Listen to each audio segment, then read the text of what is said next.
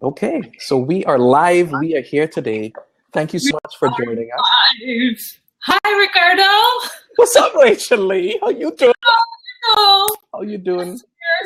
I'm really excited. This is my first blab, and who else to do it with but Ricardo McRae?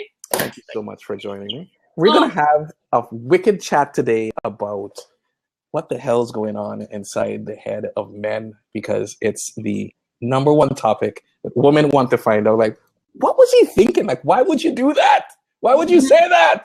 Why would you lie? You didn't have to lie. We're going to get into it. We're going to find out what's going on. Rachael-Lea Rickards is the founder and creator of the awesome experience called Inside His Head. And yes, we're going to get into it today and talk about what's going on, people. Not that I can tell you, because, last check, got my lady bits, but we are going to talk about some of the things that we've learned. And maybe you can even answer a couple of questions, Ricardo. Well, I try to keep it honest. I try to keep it real. But don't be afraid of the answer. Don't ask the question if you don't want to find out the answer. That's right. Yes. So let me ask you, how the hell did this whole thing get started? What makes you want to know what's going on inside a man's head anyway? Well, I think for a lot of women, I'm not alone. Mm-hmm. Feedback? Getting a little bit of feedback? No? No, just a little bit of lag. But okay. All right. No, I'm going to... Quick question. Do you have any other programs running right now? Or any other apps or anything like that? Probably. Hold on. Let me double check. All right, we're back. Yes. So what's up? What's inside his head? Okay, so how it happened, most of the things that I've done when it comes to like productions or shows in the city has come from a sense of a need, right? So when I moved down to the city in 2006, most of my life has been on stage, in theater. And so, which is awesome, but I have been surrounded by pretty much women and gay men. That's it. Locked away in theaters with women and gay men. And that is awesome, but it doesn't really allow me to have the kind of conversations with men who, I could be in relationships with. Right. And I was just single. I was recently single, and I just seemed to be dating the same man over and over and over again, but just in a different package. Right. It's like opening up a gift, and it's like, I already have one of these. I had these McNuggets last week. Okay. Exactly. So I said to myself, okay, you know what? I'm tired of this. I clearly am making some kind of a mistake when it comes to men and relationships. Right. And the only men that were in my life were ex-boyfriends, right? They had already known me on an intimate level, and they knew my sensitivity. Right. They weren't going to tell me the truth because either they just deal with me. Yeah, they couldn't deal with me and my little tantrum. They were like, I'm not going to actually be honest with exactly. Rachel. Yeah, they weren't being honest with me, and I don't blame them, because there was a sense of care. So I took the year and I said, you know what? I'm going to take the year and I'm not going to date. I'm just going to look for platonic friendships. And I found a couple. And then, for example, there's two that I found. One, he lived in my building. One, he was like a family friend that kind of came into my life later on in life. When you're younger, you don't really hang out. Like a boyfriend, but not a boyfriend, but just a male friend, a man friend. Male friend. So these guys, none of us have seen our bits. Okay. So no bits. No bits have ever been exposed. We are completely platonic. Okay. Bit free. Bit free. So, I started to go to breakfast with these guys, and we would talk about things up in Kensington Market at this dive of a breakfast place. And some of the things that would come up, because there was no need to be censored around me, and I was one of the dudes, which is something we also talk about, like, can men... I want to talk to you about that in a minute. This we are one of the dudes thing. I'm like, let's get into that. Yeah, for sure. We'll talk about that. And Go for it. some of the things that they were saying, I was just like, what? Really? What? Is that how you really think? And so I thought, other women need to hear about this. So it started off more as like a coffee table chat. And then it moved to, 15 women, 20 women, 50 women, 100 women. And our last show, we had 450 women there. Oh, geez, wow. Yeah, what started out as an intimate night really showed me that there's this real need for more conversation. It's 450 intimate. And so it's intimate. But I'm actually bringing down the numbers again, simply because not that that there aren't women there that can have it. Yeah. It's losing that intimacy. Right. So you're scaling the size of the event back so you can get better. Yeah, I can never scale it back to a coffee chat or 20 or 50 women. Yeah, it's past that point, but it's definitely 450 is now you're managing all different types of stuff. Yeah, exactly. Yeah, exactly. I get you. Cool. So that's how it began, and that's how it continues. Okay, so let's jump back into this point of I am one of the dudes. Yes.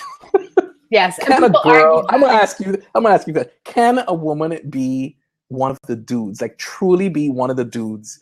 I mean, I hear people like Steve Harvey talking about this, and he's like, "Don't fool yourself. You're not a dude. You're not gonna be a dude." He's like, "You just haven't been together yet." Ooh, okay. So do I think that a woman can be a dude? I don't think 100%, because my friends, like you and I, Ricardo, we're friends. Caden and I said his name. Sorry, Caden. Sorry. No, but it's okay. Caden and Sean, everyone knows that we're very, very close friends. And at the end of the day, they know I'm a woman. Right. And they've also gotten to know that I have my sensitivities and I can be very girly. But so, no, I can't be one of the dudes. But I can be a down-to-earth friend that has an open conversation with them. I give them advice about women. They give me advice about men. But there's no sexual urge. Now, some people are saying, oh, one of you liked one of you at some point. Light the candlestick. Now, to my knowledge, that has not happened with all of us, any of us. Okay. But people question. Do you think it could happen if one of you were to say, what you doing Friday night? No, ever. That wouldn't be the response you want to get. Never. No, it's just not there. It's, no. I could sleep in the same bed with both of them, and it would be like, you good? You good? Have a good night. You good? It's just... And it's funny. I always find women say that, but it's much more of a rare thing to hear a man say that. Be like, yeah, I could never... I mean, back in the day, married now, everything's well off the market. But at university, I had 2 female roommates. And she had a boyfriend... Platonic? Yeah, it was just roommates. Okay. It was good rent. Well, some people would say that's not a good idea. That a man. But here's the thing: one girl was lesbian. One girl had a boyfriend, and she was always like, "We're all cool. Everybody's chilling. Thing." Mm-hmm. And then one girl who had a boyfriend one day, can't remember how this topic came up, but she said to me, "Ricardo, you're such a good friend. I could jump in there and take a shower with you." And I went, "Yeah, I could shower with Kate and John. Easy. I could told her flat out, like, don't ever make that mistake." I'm like, I said, I'm not trying to start nothing, but don't come and jump in the shower with me. I'm like, no. Yeah, see, but I don't even think Sean and Caden know I have a vagina. Like, I just have like more like a P-flap with them. Like a zone. It's a zone. It's just... Yeah, it's like a no welcome zone. I could be wrong. Why would you think that? Why would you think that men don't think you're a woman? I think everybody outside of Caden and Sean and a few of my friends. But generally... I would love to ask them this question. I'm going to call them up and ask them. Yeah, because I don't even look at them in a sexual way. It's like a brother. I know you don't look at them in a sexual way. What's Well, up, Van? Thanks for joining. You're gonna have to ask them because I don't know. I will. I'll reach out to them and see if they have that same sort of view on things. So when is this event happening? What's the date of this? So it's June 11th, and it takes place at Nest Restaurant, which is College and Bathurst. It's actually a really cool venue. One of the things that I really wanted to capture was sort of like being in a men's locker room for the night. So what happens or what's minus the smell. Minus the smell. Yes. And there will be no men in towels. I said it is not that kind of show, ladies. What we want to do is men of all ranges. You know, people have this idea, well, I want this kind of guy and this kind of guy. Right. But we want older, younger, married, single. Maybe they would like to be single, or the whole separated. Like, what is separated? You know, what is separated? Some man, I was having that conversation today. One man was like, well, I'm not in a marriage. I'm separated. Yeah, but you're not single. Divorced. You're not. Right. So it's like you're in this sort of limbo. You're in this zone of like, do I get someone? Is it cheating? And will it impact my alimony? Yeah. Like, Exactly. Yeah. You know, we'll talk about stuff like that when men stay because they say, oh, it's for the kids. Really? Right. Is it for the kids? Maybe it is. Maybe it's not. But, you know. I know someone who's doing that. You know, it's for the kids. I'm like, is it really? As a child of divorced parents, I'm like, don't stay for the kids. It's the wrong example to set. Yeah, my parents stayed together. That's my take on things. It's just like, if you shouldn't be together, don't, because you're setting up your kids with an example of a bad formula for relationship. Exactly. It's one that it's like that becomes normal to accept that level of, I'm going to call it abuse or dysfunction or whatever that thing is, whether it's loveless or whether it's emotionless or whether you don't talk. Yeah. It's just sort of like, that's not really what you want to push forward in the world. Right. So it would be better to be separate and be completely adult about it. And be great parents. And love your kids and be great parents. Yeah. It has nothing to do with being together. Like kids, which kid comes to you? Yeah, my parents are together, so screw you. Nobody says that. Yeah. Nobody does. There's a line in a play that I wrote, I'm Not a Dinnerman. Do you remember that? Yeah, I remember the Dinnerman plays. Yeah. And the line is, I'd rather. Can I swear? Yeah, go fucking do it. So the line is, I'd rather sit in a pile of shit because at least I know it's warm. Yeah, right. So I'd rather stay in this. You know how many people I know and they're dying to get out of their relationship, but they're afraid to be alone. But they're alone in their relationship. Yeah, it's a heavy price.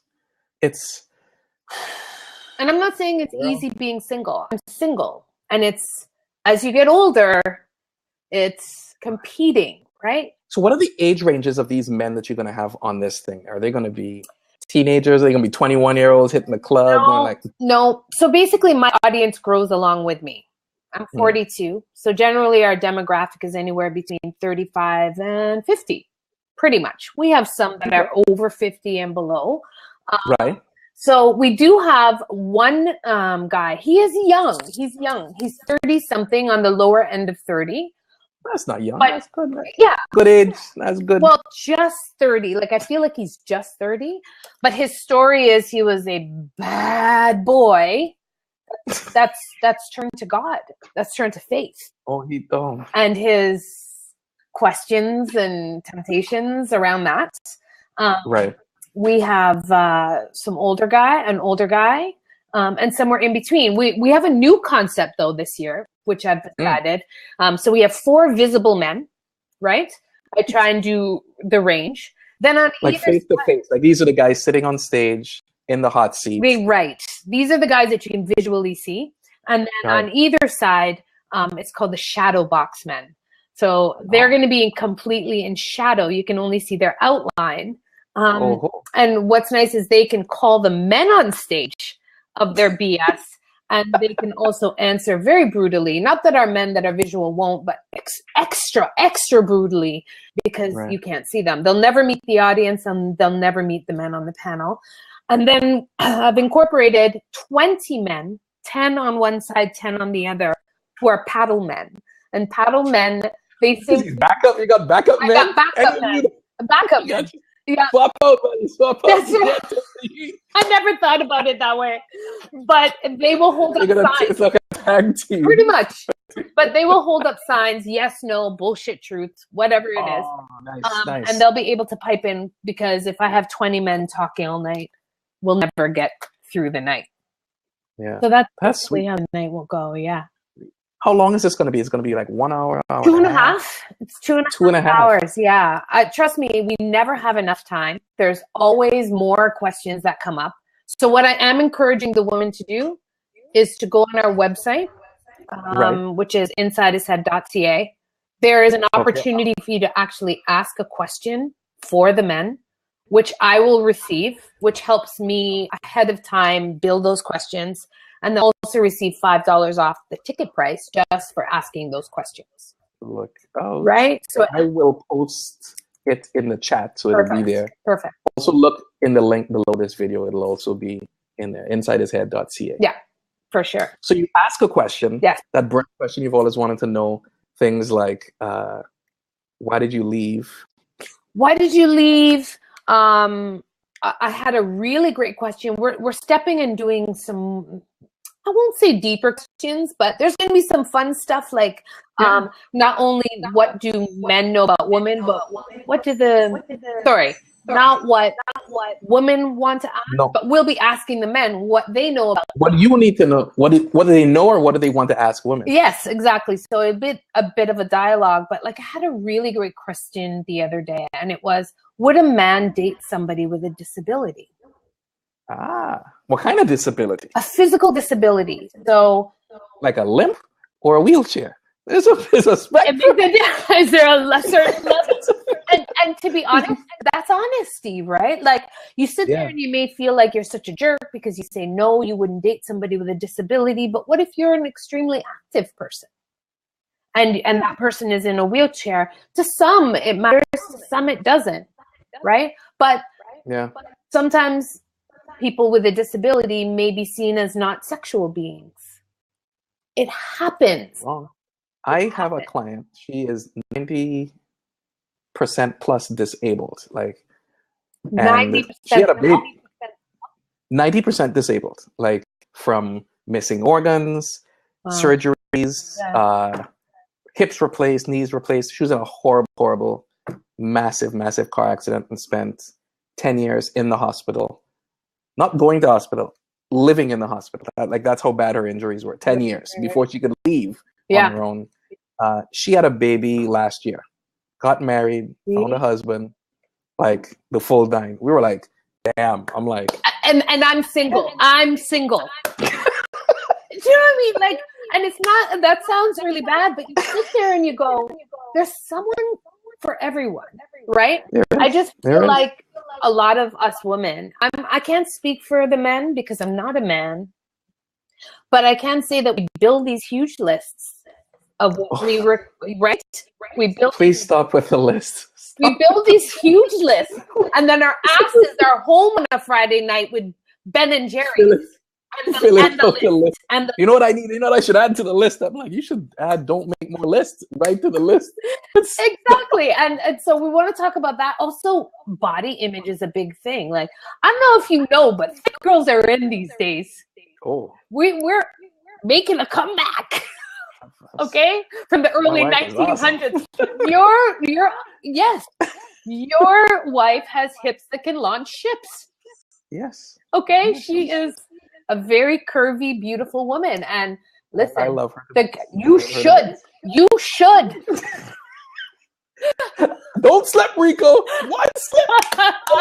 You should, but like a lot of women think they're too fat or they're too skinny or they're too, and what we find beautiful is very different from what men find beautiful. Yeah, so true. And we need to talk about that. Yeah. So true. So often I'd hear the conversation with women. I have like 5 or 7 sisters or something like that. I've hung around mostly women all my life. I have maybe a few guys I don't even watch sports. I'm just not that guy. I'm like artistic, creative. I've just happened to be around women and had really good female friends. And it's like the things that they're caring about and focusing on And they'd be like, oh, the guy's gonna this and da da da da. And I'm like, yeah, guys don't care about that. Yeah. Oh, my cellulite and my this and my. I'm like, I have never in my life, in talking to men, heard any of them say, yo, that girl's got cellulite. Ever. Like, and we get caught up in that. We get ever. caught up. They're like, what about this and my little stomach? And guys are like, they don't care. Like, it doesn't matter. And then you'd be like, how is this girl getting like? So the things that I feel men are looking for when I talk to other men, and I always like to vet everybody. I always like to talk to everybody. Yeah, man, come on, talk to you. I'm like, hold on. I ask you a couple preliminary questions. Yeah. You know, are you in a relationship, and what type of relationship is that? Is that something that I would want to trade places with? Do you have attributes in that relationship that I desire? And before I got married, I would literally look in my life and look for people to say, who has the type of relationship I would trade places with? Right. Not just in a lot of people in relationships, and I'm like, I don't want that. Relationship is not the be all. And I don't want to be in a bad. I'd rather be alone. I don't want to be in a bad relationship. It was like, who would I trade places with? Like, who's been married for 80 years? Let me talk to you. Like, what's up? Why? What matters most? You're right. When you get to the point where both of you in a rock and you can't move, like, what matters? They're like talking. If you can talk, they go, everything else is gonna go away. Your looks, your money, your children, your friends, people are gonna die. They go, look, if you two can talk, you can make it. So like, because it melts away the looks. Like, you know, we're not always gonna have what we have. Enjoy the looks while they're here. Have a good time. You're wearing cleavage, show it off. Look, at some point it's gonna go from cleavage to like, okay, dog, you need to just get us a onesie. And it's just like, look, enjoy it. If you have muscles, show them off. You know why? It's not going to be like that forever. And it's okay. When it's time to transition to that new phase, do that gracefully and don't try to hold on to this other piece. So haven't you walked down a street? People do it all the time and say, how did she get him? Or how did he get her? And a friend of mine said to me, the person that you end up with most likely is not the person that you envisioned you'd be with. 100%. Right? Yeah. And Gloria did not match a single one of my visions, not one. Interesting. 0. And like, I had a vision of what my wife would look like, and I had the list and shit, you know. Burn the list. But what I had to do was really look beyond physical attributes and physical characteristics and say, what type of person do I want to be with? And when you see that person and they don't look, act, sound, I didn't want to marry a feminist. I'm like, you know, that wasn't on my list at all. But she is like a feminist. And it's like, do you let that go? So I had 3 non-negotiables, and everything else was on a sliding scale of things I would just be like, let's deal with it case by case. Right. You know? One of the things was you have to be positive and open to self-growth, like self-discovery. I ain't going to self-help. What's wrong with you? Okay. Self-help. That's self-help nonsense. Yeah, strong eyes for weak people. Okay, you out. I'm doing something different. That was critical to me. Like personal growth. One was, I have it written down somewhere, but I haven't gone over these in ages. But things like personal growth, willingness to be happy. Like, are you happy with it? Are you busy? That's a choice. Are you doing you? I don't need you to be calling me every day. I'm like, I'm busy. What if I ain't got to talk to you Friday night? I'm running a business. I'm like, I got stuff. I need you to understand that. So I don't need someone who's like, that rigid with things. And it was, so there were 3 things, and then everything else was really optional. Positive and happy were the 2, I think, the other 2 words. Positive and happy. And people say, I met a really nice girl, I want to hook you up. I'm like, is she positive and happy? Is she happy? And they'd be like, well, she's cute. I said, that's not what I said. Yeah, I said, you know. Positive and happy. I'm like, I'm assuming she's cute, or else she wouldn't try to hook me up. I'm like, lots of cute people. I'm like, cute gets real annoying. Like, if I see someone smoking a cigarette, I'm like, you instantly lose it for me in terms of attraction. Yes. But somebody who is positive, somebody who is like, you're dealing with yourself. You're dealing with your life. You've got stuff going on. I'm like, you're somebody I want to talk to. Hence, that starts to lead to what that guy who's been married for so long. Like, all of those things, you sort of reverse engineer the qualities that you want at the end, rather than he has to be 6 feet tall and she has to look like this and she's got to be independent and like, fuck independence. You can't get married and be Okay, independent. okay, good. Because I was I about don't to get say, married and be independent. It's like saying I'm going swimming but I don't want to get wet. I'm like, fuck this independent bullshit. You will never get a man telling him he's independent. This is what amen. happens We're with in men. church. We're in church. We're in church. Oh, the single ladies. Yeah. Seriously, don't ever tell a dude you want to be independent. He Yeah. instantly does this. Okay, you're a booty call. Instantly. Like, you want to be a booty call? Tell him you're independent. Yeah. Because you know what a man hears with that? I'm not needed. You don't need me. And if you don't need me, why am I here? Let's just do the booty call thing. I'll Tinder you up and off we go. And then you're like, well, I'm independent. I've got my this and I've got my that and I've got my... I ain't asking about all that because all you're telling a man is you aren't able to give me shit. Yeah. I don't need you. I am independent and you are here for one thing only. And guess what? You end up getting that. Yeah. One thing only. Yes. But if you tell a man, hey, could you help me with this? Yeah, I remember it was like... We've been I taught. don't even know if I should tell you this. It was like... So Glow and I go on our very first date. It's not really too bad, but we'll find out. We were sitting there and blah, blah, blah, and we had like water or whatever it is we were drinking. And I said, oh, can I squeeze your lemon in water for you? And she's like, no, I could do it. Because she was very independent. She was like anti-marriage. Marriage is an oppressive institution and it should be banned. Like it crushes women. That was her opinion when we met. That's how we went like before we met. So I was like, can I squeeze your lemon in the water? And she's like, no, I can do it. And I went, I know you can do it. I'd like to do it for you. Okay, no. Ricardo. I didn't ask you if you could do it. Obviously, you got two hands. You could squeeze a lemon. It's not like I asked you to enter a strongman contest. I'm like, can I squeeze the lemon in your water for you? Because I want to show. That's how I show I care. Yes. That's how I show I'm professing my love. That's how I show I'm like, I'm engaging. And if I can't, like 10 minutes, we were talking back and forth, I can do it. No, it's not a problem. I'm like, but it's a lemon. And I didn't pick it up and try to force it. I just said, I'd like you to say yes.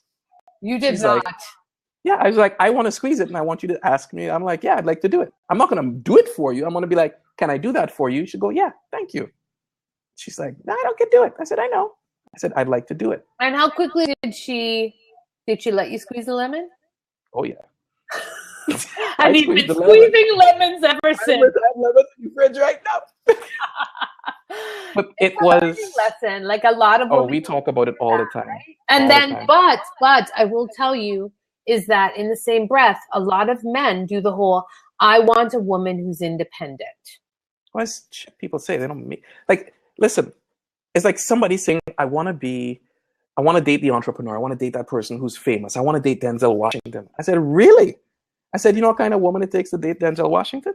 To have every woman that he meet want to sleep with him? Or an entrepreneur.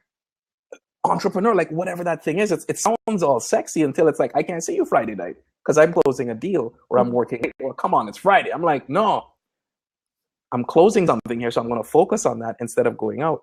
It's nice until you actually get exactly what that is. So it's like, are you the type of person that could date Denzel Washington? Are you the type of person that can date an entrepreneur? And when you get down to the fundamentals in your life and how and the characteristics of the things that you hold dear to you, is it relationship? Is it communication? Is it sex? Is it this? Like that stuff is real. Like those things have to be ironed out and early because those are the things that will chip away at a relationship. Yeah. And then all of a sudden you're just like, how do we get here? Like fighting in court over like a bag of chips and who gets the dog, you know? It's like, you all used to love each other. Yeah, to have those expectations. Like, here's another situation which is a little to the left here from what we were just talking about is there are men that will be very upfront and say, listen, I'm not looking for a relationship. This is what I'm looking for. I want some fun. I'd really love to have sex with you. We can have some conversation, but that's it. We don't listen. Right. As women, we say, okay, we're going to have really great sex with you and wow you with our vaginas. And then you will want to marry me. And then I'll change you if I just hang in there. If I just stand by you. If you just start seeing other women and I'm still there, I know people do it. I know people doing this right now and they're like, oh, what should I do? I'm like, leave him. And you'll wait. He said he didn't want to do it. And it's like they try and they push and then they back and forth and you get at this and what you end up getting is resentment when someone changes under those circumstances. Yeah. And resentment is one step behind contempt. Yes. And that you can't come back from contempt. The minute I'm just kind of like, oh God, you're breathing again. Yeah. You know, it's like Yeah. that's actually, you should just part ways. In that But book, it's he's just Act Like not a that Man. into you. He's just yeah. That was a he good talks about wasting your pretty. And basically you're wasting your pretty on this dude who has been very clear, and you've got to respect him. You can't be angry with him, right? She's Ladies squeezing some lemons, right? lemonade coming. All right, we gotta go, people. Yeah, This is gonna yeah. We could talk here all night, really. we could. Let's tell people where they can get tickets. Sure. On the website, insidehishead.ca. Yep, insidehishead.ca. Perfect. If you've never been to Inside His Head, there's an About Us where you can find out a little bit more. There is a tickets. You can go straight there, buy it on the website. If you leave a question for the men, you'll get $5 off sent to your email. Awesome sauce. So you get your tickets, insidehishead.ca. Insidehishead.ca. And leave your question, get another $5 off, save money, and get your questions asked. Some of the most intriguing men in the city. It will be off the chain. They're always interesting, always fun. And thank you for joining us. Thank you, Ricardo. You're welcome. Bye. Okay, bye.